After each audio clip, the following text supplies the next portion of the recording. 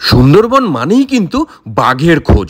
ভারতবর্ষের বিভিন্ন প্রান্ত থেকে মানুষ এসে সুন্দরবনে পৌঁছায় বাঘ দেখার বাসনা নিয়ে।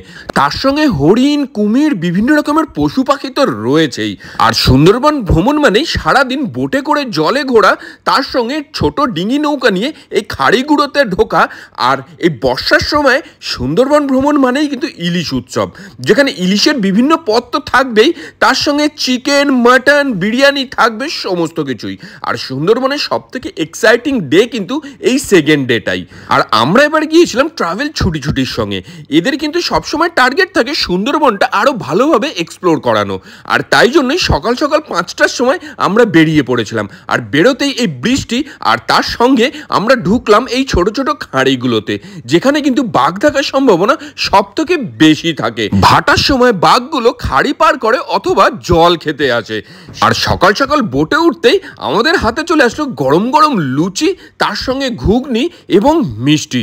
লুচির সঙ্গে ঘুগনি না আলুর দম, কার কোনটা ভালো লাগে সেটা জানাবেন আমাকে কমেন্ট বক্সে। আর এই ভিডিওটা যারা যারা দেখছেন তার মধ্যে কে কে আগে সুন্দরবনে গেছেন এবং আপনাদের এক্সপিরিয়েন্স কেমন হয়েছে সেটা জানাবেন আমাকে কমেন্ট বক্সে। আর এই মিষ্টিটা দেখেছেন, মিষ্টিটা খাওয়ার পরে যেন প্রাণটা একেবারে জুড়িয়ে গেল। আর তার সঙ্গে কিন্তু কিছুক্ষণ অন্তর অন্তরে হাতে আসছিল গরম গরম চা। নৌকা যত নদীপথ ধরে এগিয়ে চলেছে তার গন্তব্যের দিকে, ততই দুপুরের খাওয়া দাওয়ার সাজ সরঞ্জামও শুরু হয়ে গেছে। আর তার সঙ্গে নামলো ঝুমঝুমিয়ে বৃষ্টি। এই বৃষ্টির সাউন্ডটার মধ্যেই আলাদা একটা মাদকতা রয়েছে। ঘড়ির কাঁটা যত এগোচ্ছে, আমাদের বোটও কিন্তু এগিয়ে চলেছে সঙ্গে সঙ্গে তাল মিলিয়ে এই ছোট ছোট খাড়িগুলোর মধ্যে দিয়ে, যেখানে বাঘ দেখার সম্ভাবনা সব থেকে বেশি থাকে। বাঘের খোঁজ করতে করতে বিভিন্ন পশু পাখির দেখা তো পেলাম, তার সঙ্গে এই প্রথমবার জানলাম যে সুন্দরবনে নাকি এখন বেশ কিছু ডলফিনও রয়েছে। সেকেন্ড ডেতে জেনারেলি সবাই বিভিন্ন ওয়াচ টাওয়ারগুলোয় ঘোরে। আর ছুটি ছুটি আমাদের আগের দিনই বলে দিয়েছিল আমরা ওয়াচ টাওয়ারে যেতে চাই না, বাঘ দেখতে চাই। সেই অপশনটা আমাদের কাছে খোলা রেখেছিল আর আমরা বাঘটাই চুজ করে নিয়েছিলাম। তাই জন্য কিন্তু সারাদিন আমরা খাড়ি পথেই ঘুরেছিলাম। তার মধ্যে এই একটা ওয়াচ টাওয়ারে আমরা গেছিলাম যেখানে প্রচুর পরিমাণে হরিণ দেখা যায়। যারা ফ্যামিলি নিয়ে একটু ভালোভাবে সুন্দরবন ট্রিপ করতে চাইছেন তারা নিঃসন্দেহে যোগাযোগ করতে পারেন এই ট্রাভেল ছুটির সঙ্গে। এদের কন্ট্যাক্ট নাম্বার আমি আপনাদেরকে ডেসক্রিপশনে দিয়ে দিলাম। আর এই সুন্দরবনের পরতে পরতে রয়েছে কিন্তু অ্যাডভেঞ্চার আর নতুনকে নতুনভাবে জানার বিভিন্ন রকমের সুযোগ। আর এই ক্যাম্প থেকে ফিরে এসে আমাদের বোট আবার এগিয়ে চললো তার নির্দিষ্ট গন্তব্যের দিকে। আর তার সঙ্গেই আমাদের হাতে চলে আসলো গরম গরম মাছের ডিমের পকোড়া। মাছের ডিমের পকোড়া কিন্তু আমার অন্যতম ফেভারিট খাবার। কার কার এই মাছের ডিমের বড়া ভালো লাগে জানাবেন আমাকে কমেন্ট বক্সে। আর এই ছুটি কিন্তু ঘোড়ার সঙ্গে খাওয়া দাওয়ারও কোনো রকম কোনো কমতি রাখিনি, যেখানে প্রচুর রকমের ইলিশ মাছের পদ তো ছিলই, তার সঙ্গে চিংড়ি থেকে আরম্ভ করে চিকেন, মাটন, তার সঙ্গে ছিল ইলিশ বিরিয়ানিও। বাঘের খোঁজে ঘুরতে ঘুরতে আমরা কিন্তু প্রচুর হরিণের দেখা পেয়েছিলাম, যারা এই ভাটার টাইমে নদীর পাশে এসে জল খাচ্ছিল বা বিভিন্ন রকমের খাবার সংগ্রহ করছিল। আর তার সঙ্গে আমাদের লক্ষ্য স্থির ছিল যে আমরা আজকে বাঘ না দেখে বাড়ি ফিরবো না। একদম দূরবীন নিয়ে বসে পড়েছিলাম। আর আমি তো এর আগে প্রায় 10 থেকে 12 বার সুন্দরবন যাওয়া হয়ে গেছে, তার ফলে এক্সপার্ট কমেন্ট সবাইকে দিচ্ছিলাম। এই করতে করতেই লাঞ্চের টাইম গড়িয়ে আসলো। আর লাঞ্চে ছিল এলাহি খাবার দাবার। আর খাবার দাবার দেখতে পাচ্ছেন একদম মাটির থালা বাসনে কিন্তু আমাদের খাবার দেওয়া হয়েছিল, যার মধ্যে গরম গরম ভাত, ডাল, ঝুরি আলু ভাজা আর লেবু। প্রথমেই খাওয়াটা শুরু হলো বাঙালির কমফোর্ট খাবার দিয়ে। আর তারপরে যেটা ছিল সেটা হচ্ছে আলু পটল চিংড়ি। আর এই সমস্ত খাবার কিন্তু মোটামুটি সবকটাই আনলিমিটেড, মানে যত খুশি ততই খেতে পারবেন আপনারা। আর এই আলু পটলটা বেশ দারুণ হয়েছিল। আলু পটল খেয়ে নিয়ে নেক্সট যেটা নিলাম সেটা হচ্ছে আরও একটু ভাত। আর তার সঙ্গে যেটা ট্রাই করলাম সেটা হচ্ছে লাউ পাতায় ইলিশ। ইলিশের সাইজটাও মোটামুটি ভালোই ছিল। আর লাউ পাতায় মুড়ে তৈরি করার কারণে এই লাউ পাতাটাও কিন্তু আপনি মেখে খেয়ে নিতে পারবেন। ইলিশ মাছটা একেবারেই ফ্রেশ ছিল। আর এখানে কিন্তু 2 নাইট 3 ডেজ এই সুন্দরবন প্যাকেজে প্রচুর রকমের ইলিশের পদ আপনারা খেতে পারবেন যদি এই ইলিশ উৎসবে আসেন। এটা খেয়ে নিয়ে নেক্সট যেটা ট্রাই করলাম সেটা হচ্ছে ডাব চিংড়ি। ডাব চিংড়িতে কিন্তু চিংড়ির সাইজটা অ্যাভারেজ ছিল। আর তার সঙ্গে এই গ্রেভিটা দেখুন, ও দেখেই যেন একদম খিদে লেগে যাচ্ছে।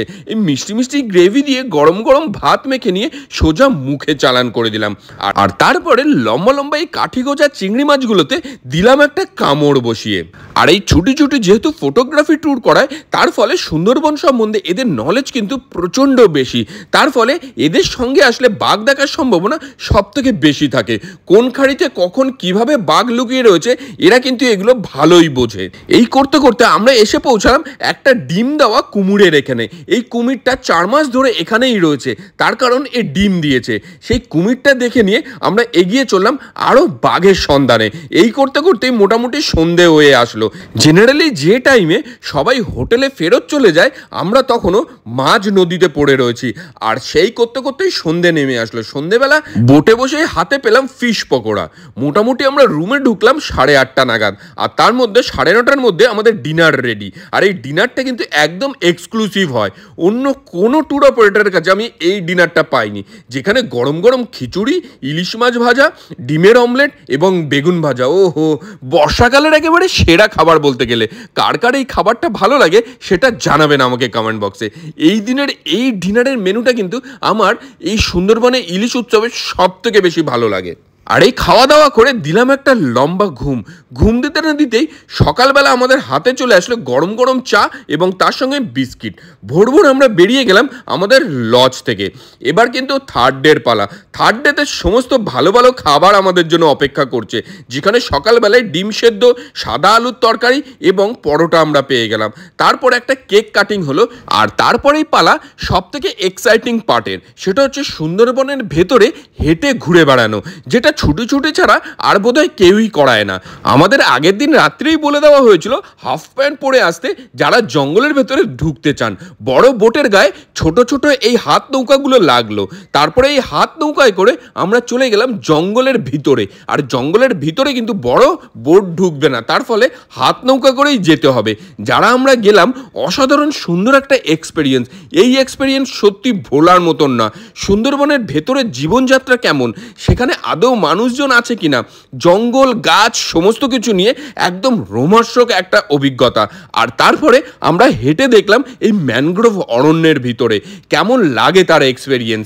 এই হাত নৌকা করে আমরা নামলাম এই জঙ্গলের ভিতরে। আর ভেতরে রয়েছে বিভিন্ন রকমের শ্বাসমূল। আর এই শ্বাসমূলগুলো যখন পায়ে পড়ছিল একটা দারুণ অভিজ্ঞতা হচ্ছিল। তার সঙ্গে মনে ভয়, এই বোঝায় বাঘ মামা এসে চুমু দিয়ে গেল। এইসব নিয়ে গল্প হচ্ছিল আমাদের একে অপরের মধ্যে। আর মনে ভয় নিয়ে আর তার সঙ্গে আনন্দ নিয়ে আমরা এগিয়ে চলেছিলাম এই জঙ্গলের ভিতরে। বেশ অনেকক্ষণ মাঠ ওয়াক করে সুস্থ সবলভাবেই অক্ষতভাবেই আমরা ফিরে আসলাম আমাদের এই বোটে।